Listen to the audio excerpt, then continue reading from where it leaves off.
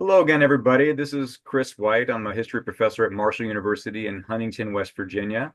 And today we will be speaking to Erin Mauldin at the University of Southern Florida about her chapter, which was actually about diseases in Appalachia during the Civil War, both animal and human diseases, in the book that Kevin Barksdale and I co-edited, which just came out with University Press of Kentucky, called Appalachian Epidemics: From Smallpox to COVID-19. And you can see on the front cover there that this is actually a picture from the polio vaccine campaign in 1957 in Huntington, West Virginia. And though we don't have a chapter on Huntington in here, we do, West Virginia is mentioned quite a bit, but we also cover what basically the region we covered was the Appalachian Regional Commission's zone, which is, basically, includes 420 different counties, all the way from New York State all the way down to northern Mississippi and Alabama and Georgia. And so we wanted to address kind of the broader context of the history of COVID-19 in West Virginia, in Appalachia in particular. And that's what led to this book project. And we found that there wasn't really a unified history of Appalachian epidemics. So we decided we'd talk to as many authors as we could who had backgrounds researching this area. And epidemics are really broadly defined. Like, we actually have a chapter on the opioid epidemic, and we have a couple chapters on epidemics related to coal mining as well. And each chapter has, there's different disciplines in here. Each chapter is quite different from the others.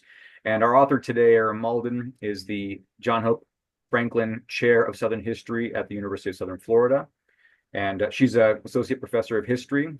And we were really intrigued by her book, Unredeemed Land: An Environmental History of the Civil War and Emancipation in the Cotton South, because we thought, well, someone who knows the environmental history of the Civil War is certainly going to have an idea about diseases. I mean, environmental history was pretty much founded by Alfred Crosby, who also talked about diseases quite a bit, and the biological and ecological implications of colonization, etc. So we asked her if she could write a chapter about epidemics during the Civil War, and she said, well, yeah, she could talk about human epidemics, but also animal epidemics. And we thought, of course, that's so important, right? So many of our epidemics even come from animals.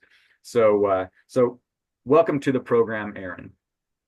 Thanks. It's great to be here. Well, I'm happy to talk to you about this. As I was telling you before, we're getting a lot of great feedback on the book. And for those of you who are listening, hopefully you'll go out and get a book either at the library or the bookstore or Amazon or University of Kentucky and check out this book, Appalachian Epidemics. So can you first tell us what is going on with the epidemics in Appalachia during the Civil War? What's kind of a general history of that? Sure.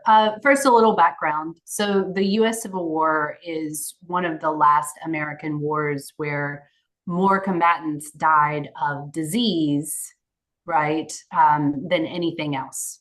And the Civil War takes place in the 1860s, before germ theory, before battlefield surgeons were sanitizing instruments or washing their hands before making operations, and obviously before the vaccines of the 20th century. And so the role of disease in the progress and outcome of Civil War battles and campaigns and its effects on civilians is well documented, but also really determinative when you get down to a fine-grained analysis of the war. So there's a lot of literature out there, not necessarily on Southern Appalachia just by itself, but the role of disease in the war in general. And so we're talking about diseases like smallpox. We're talking about diseases like tuberculosis, dysentery, malaria, right? So these are all diseases that affect soldiers moving into or out of Southern Appalachian communities. Diseases like smallpox are crowd diseases, right? And growing up in more isolated mountain communities meant that many of the soldiers who leave the mountains to go fight elsewhere in Tennessee or Virginia or wherever end up getting these crowd diseases at a higher rate than soldiers who had grown up in more urban areas and perhaps had them as children. You also have diseases affecting people coming into the mountains. People are bringing diseases into the mountains. So You have a few big pitched battles, like the Battle of Saltville, that affect mountain communities, but you also have lots of land and churches and other community institutions that are acquired as field hospitals or rest homes for soldiers on the move, which means that if there is a smallpox epidemic in a local field hospital, chances are it's going to spread to the civilian population around it. So movement is a really big key to understanding how these infections are circulating around the region. The other piece that I talk about is animal diseases. And livestock raising was a huge part of the Southern Appalachian economy. Even in mountain communities, you had, sheep, cows, pigs, chickens. And of course, we know from recent events with COVID and noroviruses, swine flu, and things like that, you have this understanding that animals are deep reservoirs of infections, some of which do pass to humans, but a lot of which simply circulate among the animal populations themselves, like the bird flu that we're currently going through right now. So the animal diseases that prove really crucial to the economic sustainability of life in the mountains during the Civil War include hog cholera, which is now known as classical swine fever. It's a hemorrhagic fever that affects swine and boars. And it does not pass to humans, but the mortality rate is really high, and it can live for a really long time in moist soil or water. And so it's a very contagious disease. And once armies started gathering animals like pigs to take with them to feed soldiers on these long marches to and from the South, you had the movement of hog cholera into mountain communities. And this really hurts the ability of Civil War era civilians to feed themselves, as well as hurts the ability of Civil War era armies to feed themselves, right? In 1862, the Confederacy worried that hog cholera was going to remove bacon from the list of rations they were able to offer their soldiers. And it only got worse from there. You also have glanders, which is a disease that affects horses. Doesn't necessarily kill them, but it does make them tired and unable to work as soldiers needed them to. And then finally, you had bovine diseases that affected cattle production, although it wasn't nearly as widespread during the war as hog cholera and glanders. So those are just some of the things that I talk about in the chapter. It's a pretty wide-ranging survey, more of an intro or overview than anything. And hopefully people will get an idea of the varied landscape of diseases that sort of shaped people's experience of the Civil War. And I appreciate that breakdown, yeah, because there's so many factors that we don't necessarily consider. But if people understand the geography of Appalachia, that they can understand how those diseases and the movement kind of maps onto that geography. And the title of your chapter is interesting, The Plagues of War, which gives us the idea that it's not just about humans, right? It could be anything that's resulting from that war too. And I spoke to Paul Kelton yesterday about his chapter too. And in one of his books, he points out something that I thought was so important, which is that these viruses and the bacteria, they're already there, right? They're in living things everywhere. They're on our skin, but it takes human actions to really turn it into an epidemic. And so the way that you're explaining the spread of these things, it's not the fault of the hogs, right? They're spreading hog cholera. It's the people that are moving the hogs and concentrating them too, right? Yep. And driving them out of the mountains to join army wagon trains, or vice versa, army wagon trains, pulling them into mountain markets and thus spreading the disease that way. And yeah, Paul Kelton does very similar work, or has done very similar work on smallpox in indigenous communities, roughly between 1400 and 1800. And, even in the most isolated communities, right? the war creates the conditions where people are moving in and out of those regions in ways that they were not before. And thus it sort of stirs up all of these viruses and bacterial infections that affect humans. I'm curious too, because it reminds me, I found these documents in a really small Southern West Virginia community where they just had these death records of all of these young people who were dying of diphtheria in Yeah. particular. And I was wondering, do you come across diphtheria very much in the Civil War? No, not very much, mostly because it tends to be an infection of juveniles. Oh, yeah. And so it spreads very rapidly among children. And if you survive it, then you're sort of through it. It's a childhood disease, which is why we're all vaccinated as children against diphtheria. And so, but it is a nasty infection, and it creates like that film across your throat, and it affects your respiratory system. And and so you don't see diphtheria that often. Another thing to keep in mind is that disease history is really hard to sort of reverse diagnose. A lot of diseases don't have really clear symptoms that you can pick out of primary or archival sources from a 21st century perspective. So, for instance, smallpox obviously has really obvious symptoms, right? Yeah. Malaria, really obvious symptoms. And the people at the time understood what those symptoms were and where the infections were coming from, roughly. Other diseases like influenza might be characterized as any number of infections. And in fact, diseases of animals like hog cholera, there's also chicken cholera, right? These get their names because of their resemblance to human infections. So like human cholera, which is spread by a waterborne bacteria, Vibrio cholerae.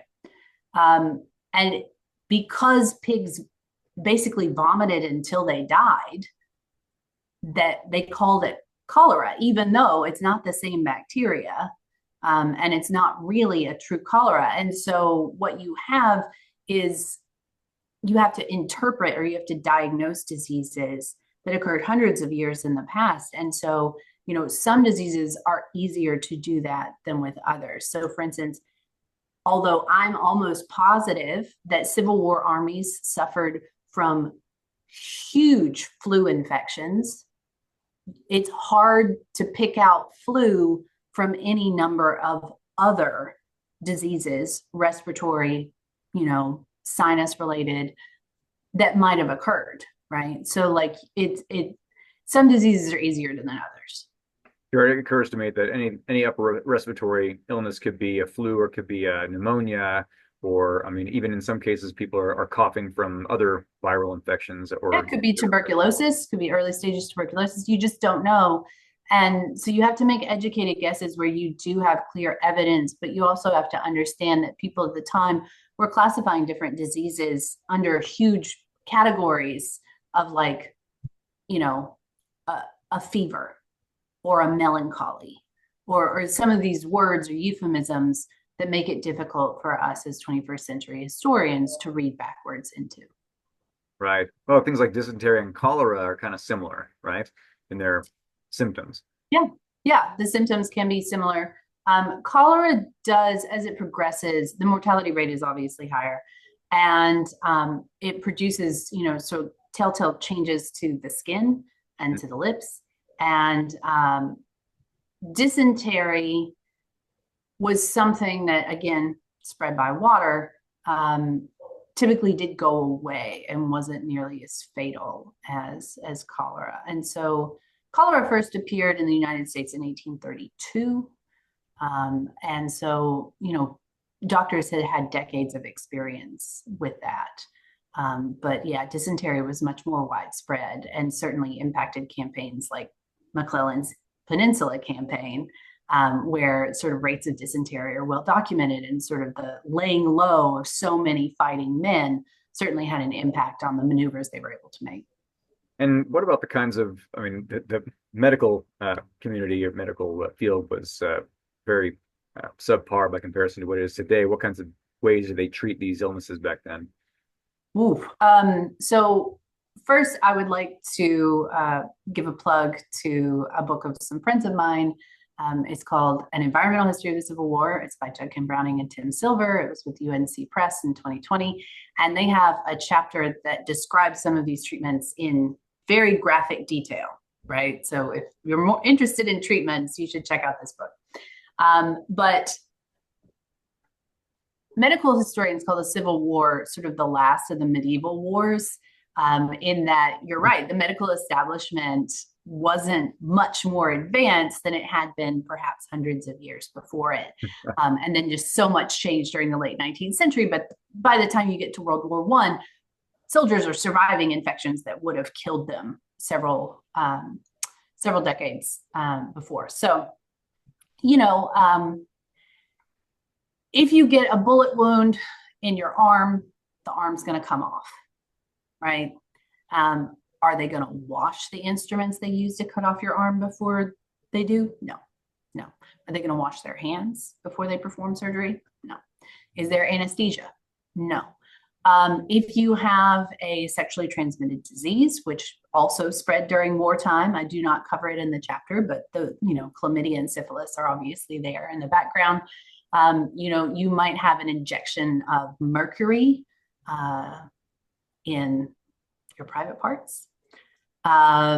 You take silver pills. I mean, there's all sorts of stuff that we would consider ridiculous, but at the time were considered standard treatments.